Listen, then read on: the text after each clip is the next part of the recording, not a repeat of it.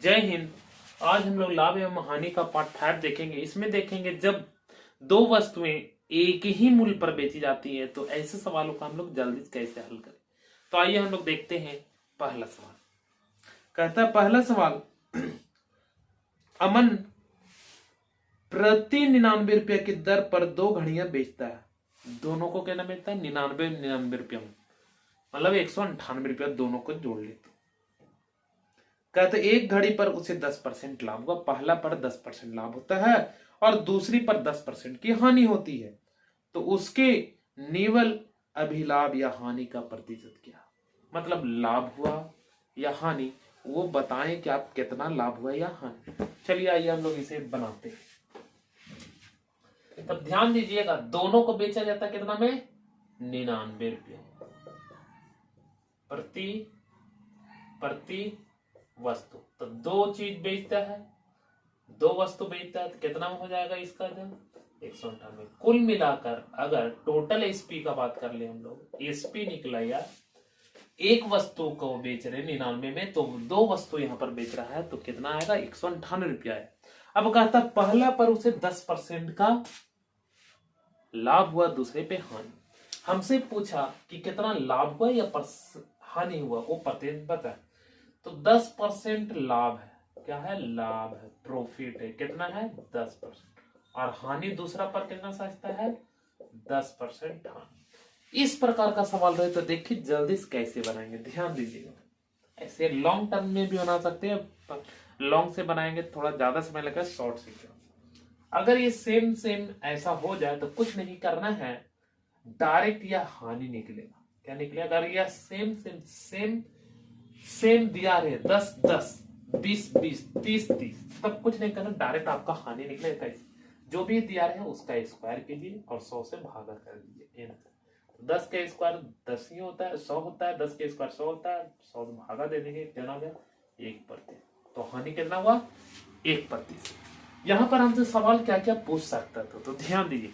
यहां पर हमें पूछ सकता था कि वस्तु का कीमत क्या है, ऐसा भी सवाल आ जाता है। यहां पर ऐसा पूछा था तो सवाल यही, बट ऐसे भी सवाल आ सकता था कि रुपया हानि और रुपया में पूछ देता। तो आइए इस प्रकार का अगला सवाल, दूसरा सवाल।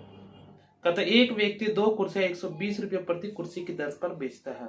तद अनुसार एक कुर्सी पर 25% लाभ कमाता है और दूसरी पर 25% हानि उठाता है। इस प्रकार उस व्यक्ति की कुल हानि कितने रुपये की? रुपया में पूछा है। बेचता है कितना में? तो कहता है 120 रुपये प्रति करके। आइए हम लोग बना, तो ध्यान दीजिएगा यहाँ पर। तो हम लोग एसपी निकाल सकते थे। एक का कितना विक्रय मूल्य है? 120। तो कितने वस्तु बिक रहा है? दो। टोटल विक्रय मूल्य कितना हो गया? 240। हम लोग देख रहे हैं कि एक पर प्रॉफिट हो रहा 25% और दूसरी पर 25% लॉस हो रहा है। हम बोले कि डायरेक्ट लॉस निकलता। कैसे निकलता लॉस? तो हम बोले जो भी दिया रहे सेम अगर दिया है तो उसका स्क्वायर कीजिए और 100 से भागा दीजिए, जिसको कह सकते थे 625/100। कुल मिला के 6.25% लॉस हुआ। डायरेक्ट लॉस निकलता है, इससे पहले हम बताएं अभी सवाल में, ध्यान दीजिए।